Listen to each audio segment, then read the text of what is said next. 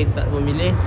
Kawan Kai macam-macam jenis ada. Ada ada o, i, a, i. Semua kawan Kai memang jenis genre. Semua kawan Kai jenis neutral. Tak baik tahu siapa yang kata Kai Bahar ni memilih kawan. Kata Kai, dia berkawan dengan semua orang tanpa mengira latar belakang. Tapi ada juga cerita tak best apabila Kai ni mendedahkan dia pernah ditikam belakang oleh rakan sendiri. Alang-alang jumpa ni, jomlah kita dengar sendiri perkongsian Kai. Pernah.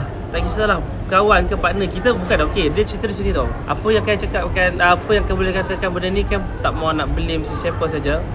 Okey, kalau kita fikir secara logik, bila masing-masing ada masalah, masing-masing dia akan rasa dia nak menang. Kita tak tahu siapa yang salah, siapa benar. Ramai ke kan yang bercakap pasal Kai sebenarnya. Kan tak nak mention. Kai boleh katakan kalau aku jenis aku, kalau aku dengar benda tak best, aku akan video call ramai-ramai buat group apa, aku nak dengar masing-masing. Jangan jadi bisu kan tu.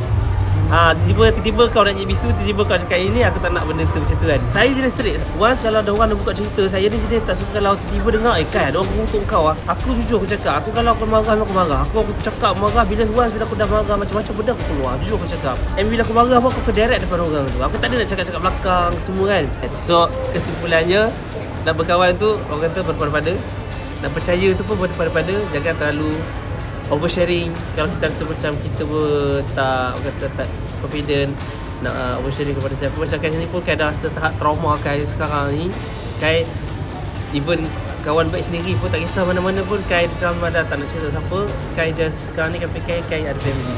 Kai, hubungan Kai dengan pihak tu yang ada selisih faham tu kan, adakah kawan rapat ke ataupun kawan kenalan orang kata sekadar gitu? Dia general. Dia general. Saya tak nak salah korang. Saya pun ada salah saya sendiri.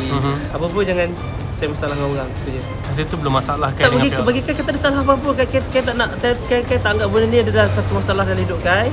Kalau kau rasa benda ni masalah, kau carry lah sampai ke bila kau nak carry benda ni. Bagi Kai simple je. Bila Kai dengar benda ni tak elok, aku akan macam bla bla bla, aku dah diam. Aku tak cakap apa, benda ni aku anggap je tak ada masalah dalam hidup aku sebab aku tak nak fikir apa pun. Kai, so sekarang ni orang kata bila dah jadi macam ni Kai, adakah Kai lebih memilih untuk macam jaga-jaga skill Kai selepas ini? Dia tak ada menjaga apa semua. Kai akan berbaik dengan semua orang, tapi berbaik tu kita kena batas lah kan. So tak adalah macam kita nak select kawan orang tu, tengok dia ada rupa ke, dia tu ada duit ke kan, dia tu orang senang. Kai tak. Kalau kata kawan Kai semua orang, kawan-kawan Kai tak memilih.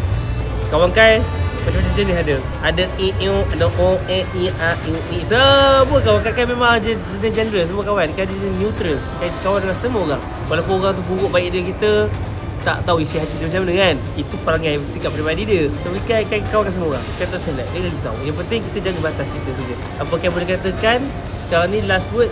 Kai dah tak nak salahkan mana-mana pihak mana, tak nak blame siapa. Kai anggap je apa yang Kai rasa macam nak tenangkan Kai, Kai cuba anggap kebaikan yang dia dah buat kat Kai selama ni.